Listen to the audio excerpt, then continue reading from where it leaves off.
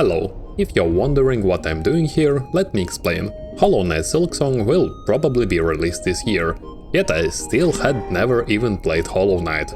So I decided to try and beat Hollow Knight completely blind. Though not literally, that means I will try my best to avoid using wiki. In this video, I'll be retelling the story of my playthrough, while trying to keep it interesting. I will also display my death counter, so you can judge how good or bad of a gamer I am. If you enjoyed the content, consider smashing that like button and subscribing to my channel. Any kind of feedback means a lot to me. Now let's dive into my first playthrough of Hollow Knight.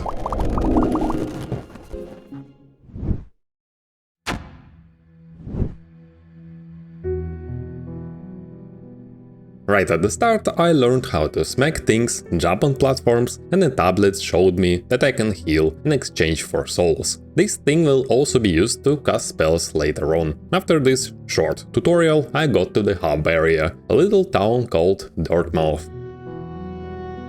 Here I met the first character. His name is Elderbug and he'll be staying here for the whole playthrough. He is a nice fella, though a little grumpy. Then I jumped down the well and began my adventure. The first thing that I stumbled upon was a sad old grubfather. His little grubs are scattered all over the kingdom called Hollownest, and I have to rescue them. One of these grubs was guarded by a big guy with a club. He became my first death. I couldn't jump over him, and there was no way to dodge or parry his attacks. So I got bonked and sent back to the bench in Dartmouth. Then I noticed that my soul vessel is broken and no longer fully fills up. And of course I lost all my money, which is called Geo here. Instead of just picking it up, I have to kill my shadow, which appears after I die. By the way, my death counter will be displayed here, just below my soul vessel. After killing my shadow, for some reason, I again tried to kill the club-wielding guy, while still trying to jump over him. It didn't work, so I decided to come back later. At this point, I didn't even have a map, so I had to rely on my huge brain to explore this place. Luckily, I eventually met a cartographer. He only sells a rough sketch of the actual map, and I have to fill the rest myself. After exploring a bit more, I bought the access to the first tag station, unlocking the fast travel back to Dartmouth. And finally, I met the first boss.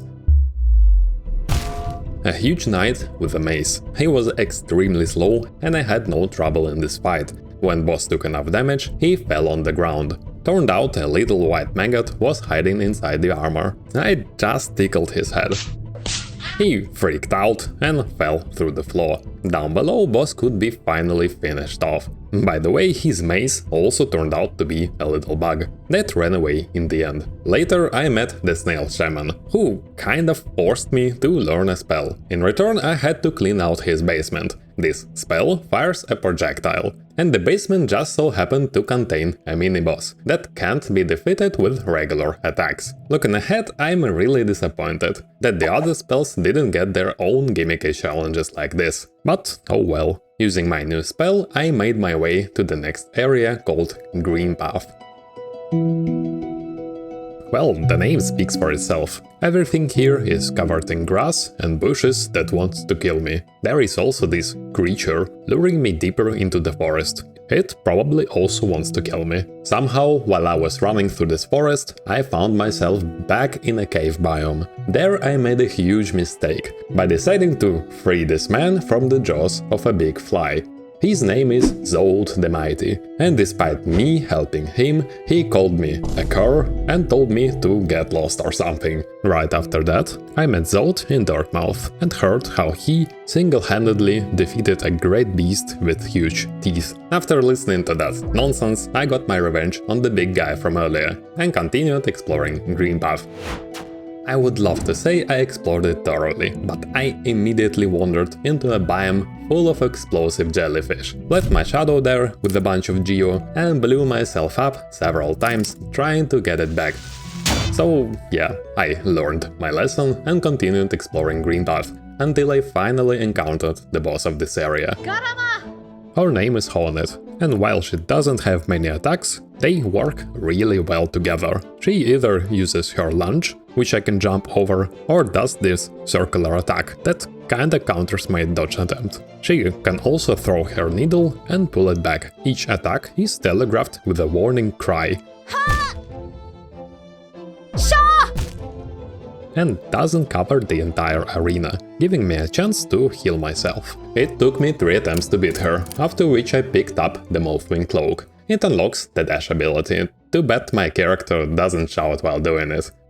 Since I already noticed a couple of places where I needed that dash ability, I immediately went to check them out and got jump scared by 2 boulders. This fight is another puzzle. Here I had to position myself near one of the boulders to avoid fighting both at once. Then I killed a huge bush creature and lost another 1000 geo in a parkour section.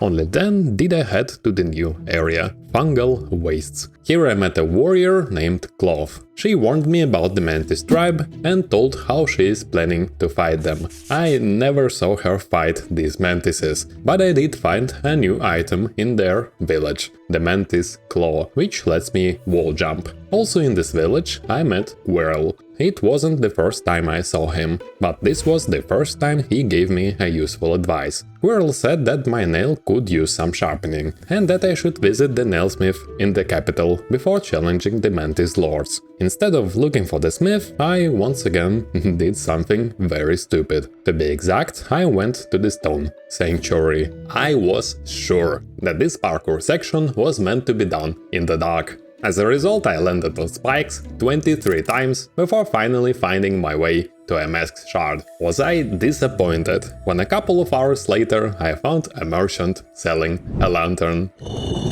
Maybe, but there was something funny about it. By the way, for every 4 mask shards I find, I get an extra health container. Very important stuff. After having fun in the dark, I opened a bank account so I could save up some money, which I was losing all over the map. Not far from that bank, in the jellyfish biome, I ran through another small parkour section and unlocked a new spell called Howling Raves. It creates an explosion above the character's head. Yeah, no gimmicky challenges with this one. Flying boulders would have been great, but maybe next time. By the way, am I the only one who finds this sound extremely funny?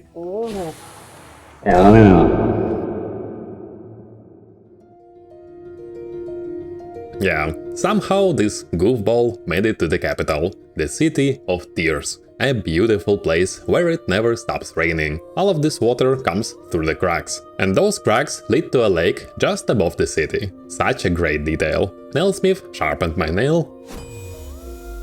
A merchant bought my stuff.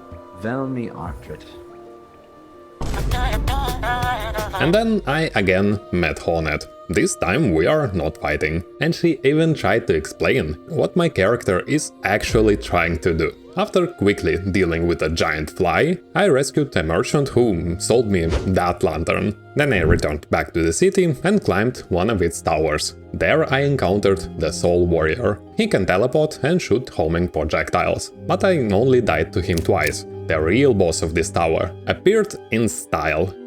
Hi.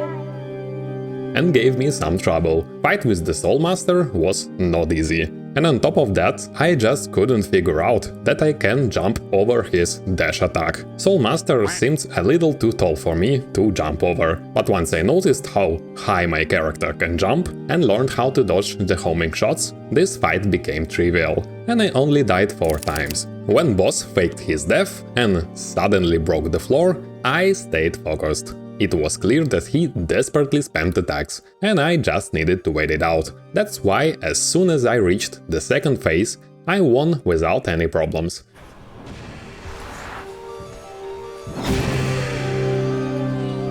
As a reward, I got a new ability. Now I can break the floor, too. That's when I immediately headed to the Crystal Peak. At the entrance I noticed that little minor bug has stopped singing his cheerful song. Such a shame, I liked it. Maybe a little too much? After a bit of exploring, I fought a crystal thug and took a leap of faith straight into my grave. or rather a graveyard. There I was literally forced to read something. Luckily, some moth ended my sufferings, and then I received the Dream Nail. With its help I can read everyone's thoughts, whack trees, and most importantly, fight dream versions of certain bosses. At the time, I of course didn't know any of this, but the Dream Nail looked intriguing. So I decided to follow the Moth Seer's quest line. Basically, I have to collect Dream Essence and bring it back to her. First, I went after the Dream Warriors, by following these red marks. The first warrior was a monk, and in this fight I practiced dodging pancakes. Then I dodged nails, and then ghosts. I hope you get how these fights are designed, because I won't be stopping on them. I hope it's not a problem. So after fighting the available Dream Warriors, I fought the Mantis Lords. And no joke, I beat them on my first try.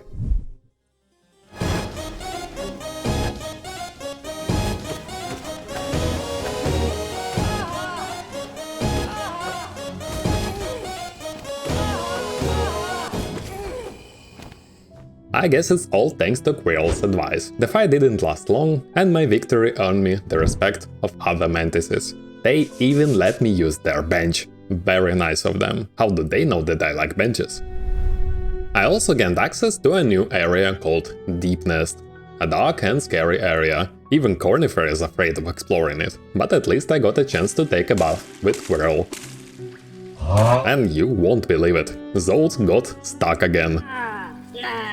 At first, I thought about leaving him hanging there. You see what I did there? But I got curious about what was going on inside his head. So I rescued Zolt and whacked him with my Dream Nail. Despite everything, Zolt is convinced he is the deadliest predator in this nest. He clearly hasn't seen those weird grubs yet. Deeper in, I met an imposter, but couldn't figure out how to get to him. The most useful thing I found in Deepnest was a tram pass, which let me use the tram system.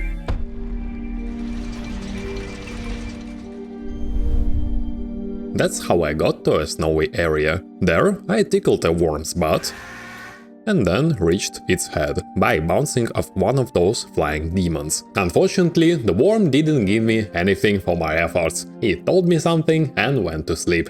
His dialogue only made sense to me after I watched an hour-long lore video. He talked about how the Pale King who founded the Hollow Nest was born. His birthplace is not that far from here, but we'll find it later. For now I reached the Colosseum, where I met Tiso. I'd also seen him a few times before. He's the one who told me about this place. We will talk a bit more about Tiso later. Right past the Colosseum I met this weirdo. Instead of fighting back, he just ran away, until I eventually got him. He dropped a key, which I used to open a passage to the royal waterways. I explored it a little and bought a ton of rancid eggs from Tuk, in hopes something would eventually happen. Yeah, nothing happened. Then I rescued Bretta, who later will reward me with another mask shard. For now I returned to Deepnest, where my obsession with benches landed me in a sticky situation. Yeah, like the bench, it looks sticky.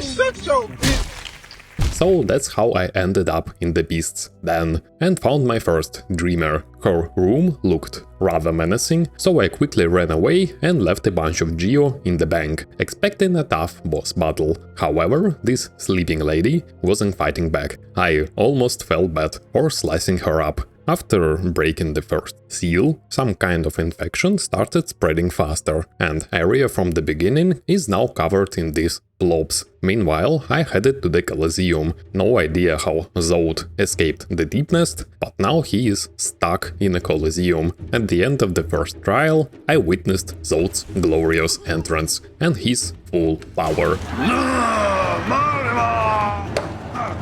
What a clown. I beat the first Colosseum trial on my first try, and the second trial was not hard either. This one only took me 3 tries. I died the most on this wave, with mosquitoes and a flying gladiator. For my hard work, I got a piece of pale ore, which I used to upgrade my nail. It was quite expensive. I really wanted to clear the entire Colosseum in one sitting, but the third trial was way too difficult, and I got stuck on this section with the spiked floor. I had to constantly wall jump and clear a bunch of flying enemies, all this without a chance to heal myself. After 9 attempts at beating this section, I got sad, frustrated and tired. So I decided to come back later. Fortunately, in Dirtmouth, a pleasant surprise awaited me. Zod had brought some gladiator's helmet and was yapping about his heroic deeds. He instantly became Bretta's idol. She hung up his portrait in her room and wrote a story called The Grey Prince. Lock this? Bah! Lock this, eh? This is just the tip of Bretta's delusion iceberg, but more on that later. While running past the False Knight arena, I heard a strange noise. It led me to a new secret room, where 2 maggots were crying over the False Knight's dead body. I used my Dream Nail on him and got into a fight with his stronger Dream version. Not counting the Colosseum, it was my first really challenging encounter. False Knight now moves much faster and deals 2 masks of damage. Plus, barrels are constantly falling from the ceiling.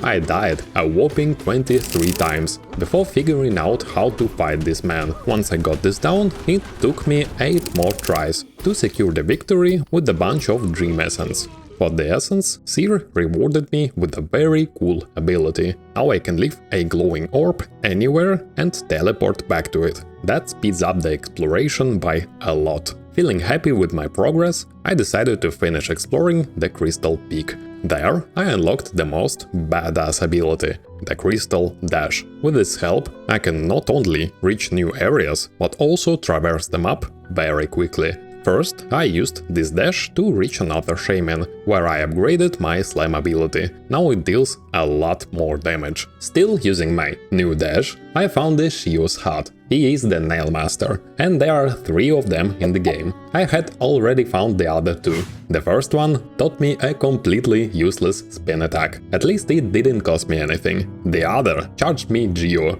for a not so useful dash attack. Shio is a legend.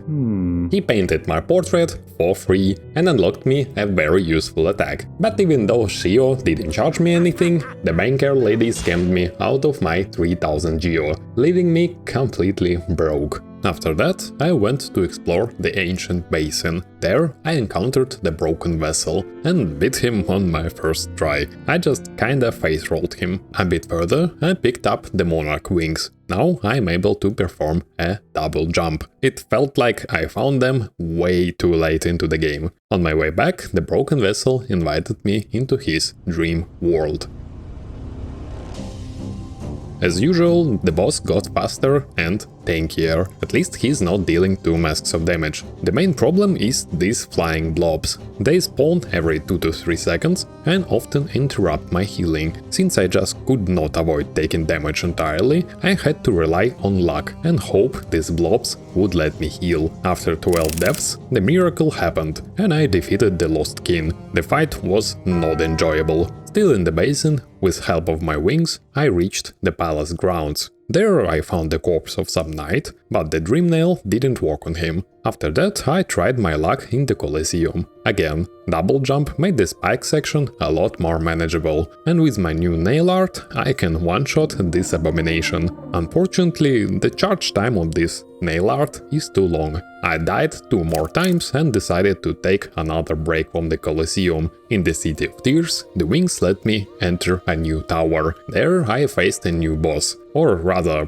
bosses. There are many of them, and they are called Watcher Knights. I had to fight 2 of them till they are all dead. Naturally, I died the first time, and it took forever to get back to the boss room. As I stood there, planning my strategy, I swung my nail around. To my surprise, the ceiling broke, allowing me to drop a chandelier on one of the bosses. I'm not sure how easier it made the fight, but this time I managed to beat them. My strategy was to attack only when both knights were on the same side of the room. Maybe that helped. Apparently these guys were trying to protect another dreamer. How noble of them. Maybe I'm the bad guy after all. Only one seal left. On my way back to the stag station, I noticed a new door and opened it with a simple key. Inside I found the ghost of some cannibal, and at the very top, in a bathhouse, the banker lady, Milabel, said that she had already spent all my money, which just gave me another reason to smack her a couple of times.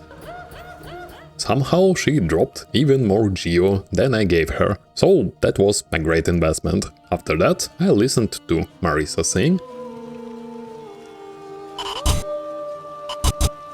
and definitely didn't kill her afterwards. Then I returned to Dortmouth to spend my hard-earned money. To my surprise, the shopkeep was waiting for me in his basement. Turns out this little cricket, or whatever he is the teacher of all those nail masters. Since I had mastered all available techniques, he rewarded me with the nail master's glory. We'll talk about this charm later. For now, I went to check Bretta's house. Just like the shop, Bretta's basement was open, and there she had built an entire shrine to Zod. Hitting the statue with my dream nail led me to the worst boss battle of my entire playthrough.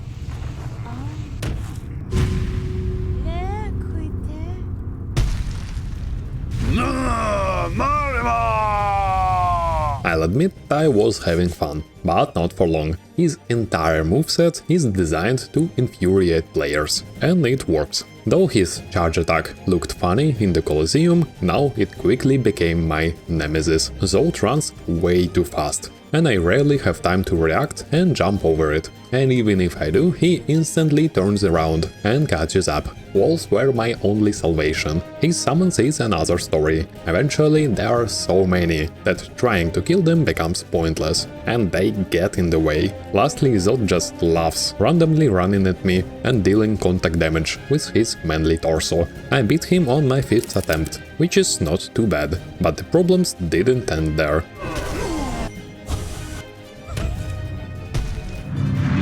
The thing is, you can keep fighting Zod, and I didn't know if it would unlock anything. First, he gained new attacks, and after beating him 3 times, he started dealing 2 masks of damage per hit. The first 3 versions of Zod killed me 6 times total, but the 4th battle alone cost me 20 deaths. I was sure I will get something for my efforts, but nope. After the 4th win, I hit the statue again. Zod dealt 3 masks in 1 hit, and I finally realized the developers designed this whole encounter just to make my life miserable. So I quit. In total, 26 deaths and almost an hour of my life. I was afraid that it was all for nothing, but Bretta finally gave up on Zod and left the town to find her new love.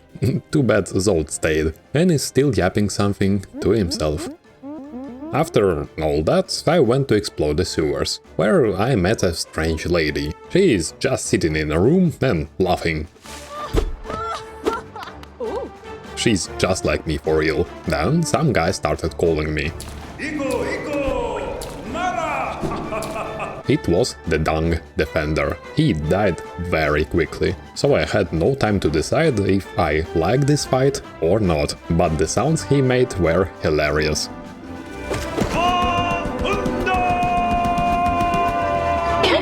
Dung Defender was guarding a switch that allowed me to go deeper into the sewers. There I killed this thing, are these lips? Gross. Then I broke another random ceiling and ended up in a massive junk pit. In this secret area, behind another secret passage, I found this weirdo. I mean, it's funny, but I would have liked to at least get some money for my efforts. I guess it's all about the lore we get along the way. At the bottom of the pit, I found a locked sarcophagus, but didn't have a spare key. Later I found Isma's tear, which lets my character swim in acid. That's how I got back to the jellyfish area, but from the other side. From there I reached the archives, where Quill and I took down a giant jellyfish. He broke its shield and I finished it off. This jellyfish wasn't really doing anything, but I liked fighting alongside someone. Then again, with Quirrell's help, I got the last Dreamer. I noticed the game was nearing its end, and I couldn't believe I had nothing to spend money on and still had 6000 geo left. For the first time, I broke my promise and checked if I missed any merchants on Wiki. This game is awesome, and I just didn't want to miss something big by accident. And I was right. A whole DLC was hidden behind a random secret wall in the dullest area of the game. These guys like Miyazaki and his secret walls way too much. I found a dead bug there, lit a lantern, and Dirtmouth got invaded by a bunch of scammers. Just look at this. She ate my charm and now wants me to buy it for 12,000 geo. I don't have that much. Inside the main tent I met this handsome fella. His name is Grim, and he told me that by lighting that lantern I had signed some contract. Basically, I again got scammed, and now have to raise his demon toddler. I called him Fabio. Fabio only eats Grim's followers, and these jerks deserve to be eaten. After feeding Fabio enough, it was time for the main course. He's dead. Like many bosses, Grim has two fights, normal one and extreme version. I won't dwell on the normal fight. Grim didn't let me heal, so I equipped Johnny's Blessing. This charm almost doubles your health, but disables healing. With this charm, Grim didn't have enough time to kill me, and on my fourth attempt, I barely beat him, with just one mask left. Nightmare Grim is just built different. Attack openings that I found in the normal fight are now gone. He also learned a new flame attack and started dealing 2 masks of damage. I spent a long time bashing my head against this handsome wall, memorizing his attacks. Here are the main problems I faced. Grim is very tanky, and not all of his attacks have an opening. For example, during his spike attack, he now just leaves the arena. When summoning flame pillars, he sometimes appears way too far. His dash attack timings are too tight. If I mistime my attack, he hits me with his head, so sometimes I just dash away instead. Ultimately, I only found 2 attacks that I can reliably punish: Bats and his uppercut slash. Speaking of the uppercut, my current dash has no iframes, and I had no idea that Shade Cloak exists. So every time I got close to walls, Grim used his uppercut slash. It cannot be jumped over, and dashing through was not an option for me. Thankfully, I found a solution. After each attack, I immediately dashed to the center of the arena. That way I always had room to dash away. I fought Grim non-stop for 2 hours straight. I died 27 times, and the final fight lasted 8 minutes. That might not sound like a lot, but trust me, it is.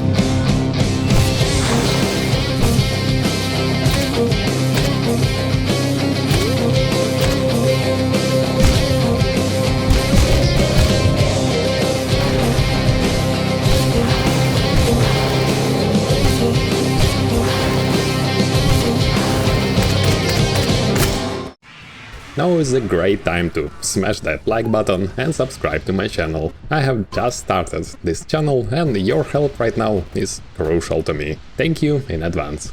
After I beat Grim, his tent disappeared, leaving me with fully grown Fabio as a reward. I grew attached to the little guy, even though I noticed his help was usually more harmful than helpful. We will get to that in a moment. So when I finally collected 1800 Dream Essence, Seer awakened my Dream Nail, letting me access even the most protected dreams. Right away I went to the only place where my nail didn't work, and smacked the White Knight with it.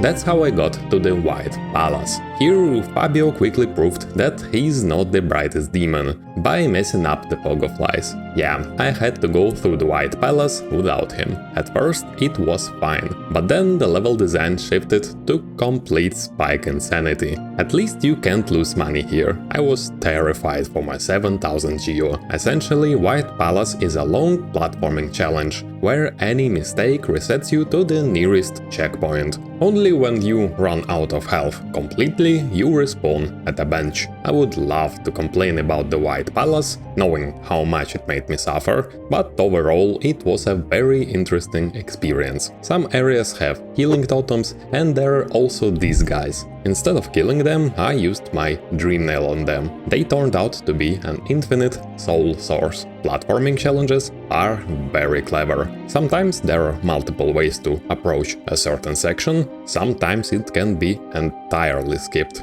Here is where I suffered the most. Died twice here, trying to reach a spike rhythm section, had a hard time here, trying to drop down at the right moment, resulting in another death, and got stuck on this buzzsaw section. It got very tricky in the middle, where I had to pogo off a big saw, again waiting for the right moment. I died here twice as well.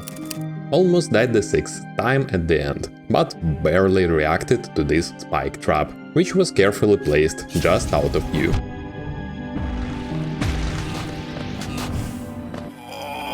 At the very top, in a dark room, I found the dead king. He dropped the first half of the king's soul charm. I would like to thank everyone, except Zolt, for leading me up to this moment. Special thanks to the Grubfather. He gave me the Grub Song charm. It restored a lot of my health throughout the White Palace, saving me a lot of time. After finishing the palace and beating Nightmare King, I visited the Hive, died once to the Hive Knight and beat him on my second try. After the boss arena, I found a charm that slowly regenerates health and turns mask icons into honeycombs. It would have been extremely useful in the White Palace, but outside of it, not so much. It's not worth the notches. After beating the Hive, I finally decided to beat the Colosseum. This time I came prepared. With Nailmaster's charm, my nail arts were almost instant, making quick work of these primal abominations. Fabio was actually very helpful, if you ignore how he misses half of his shots. And even when a room in the spiked section suddenly shrank, I didn't panic and managed to clear it. The rest was easy, but I choked on the final boss, trying to just face roll it. On the second try, I was more careful and beat God Tamer with just one mask left.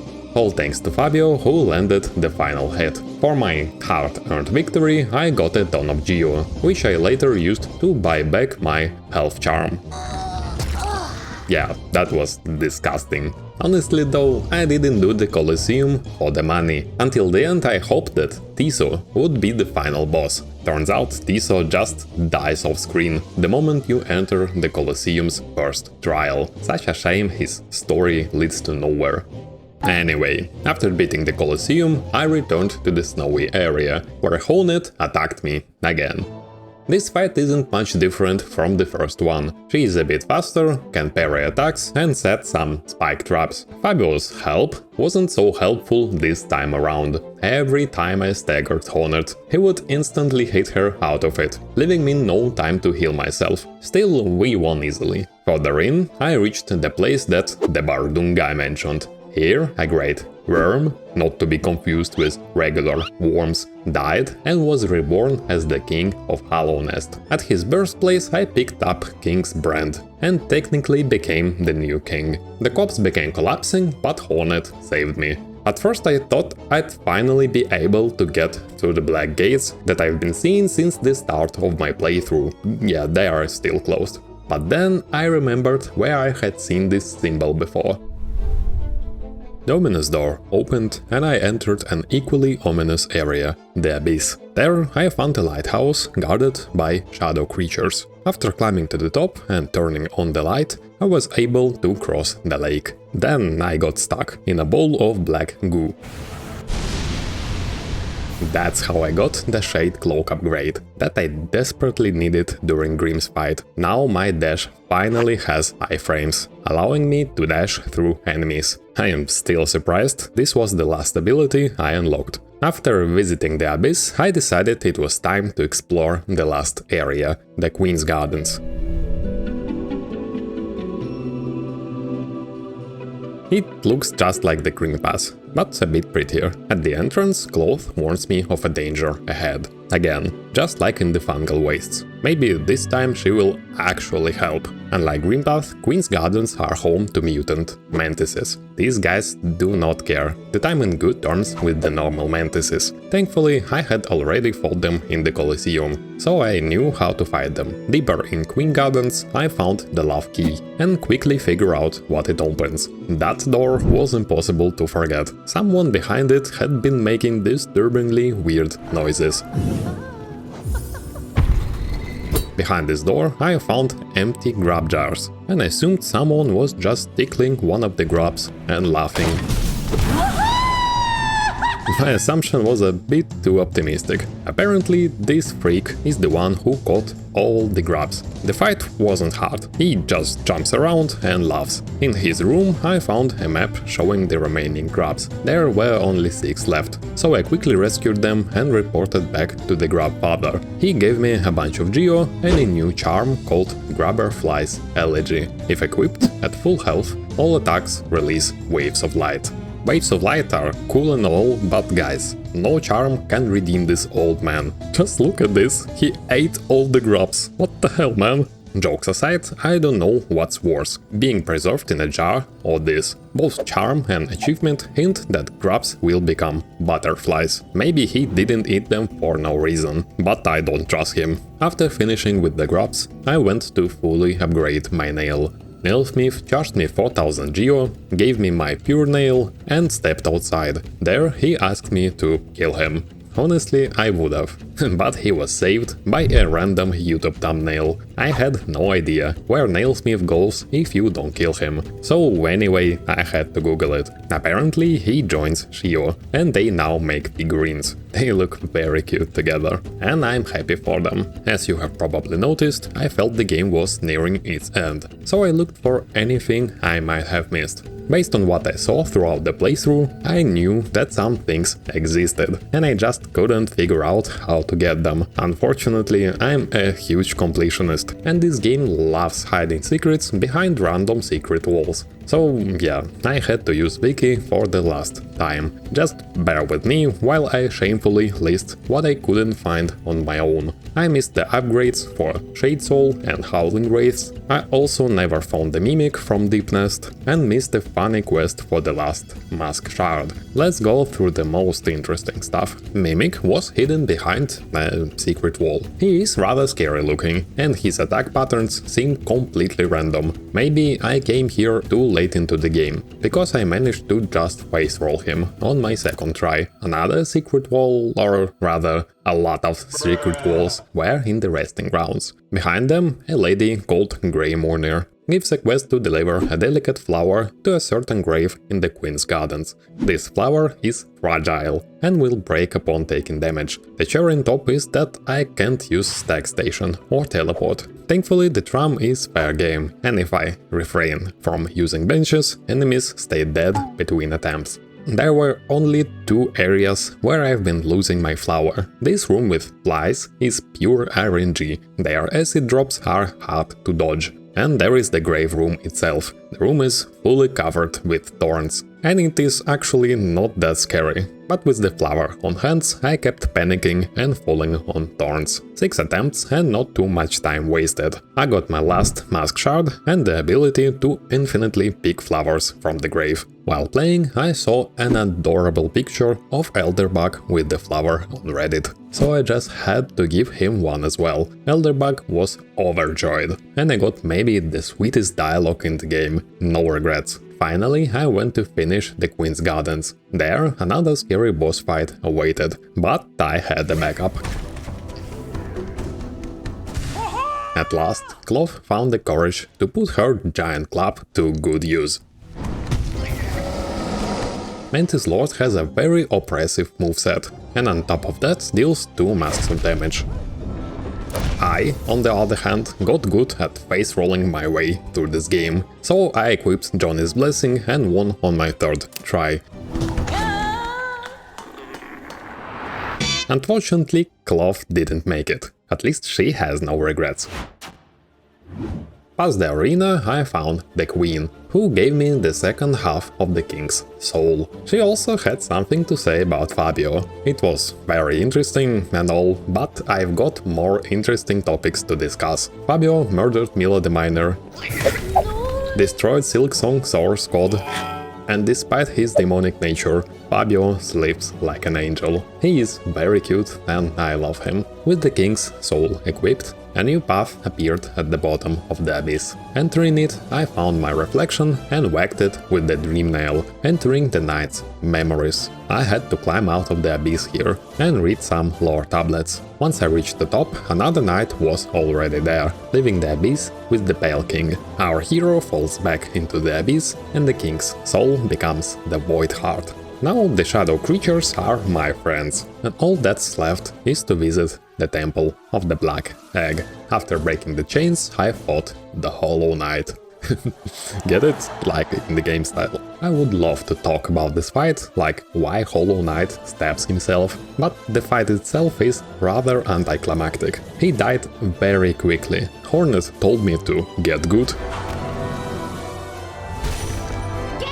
and familiar particles indicated that it was the dream nailing time. So I had to dream nail all over the Hollow Knight. This is canon, it's in the lore. Anyway, inside his head, I fought the Radiance. She even got her own title card, just like Grimm has.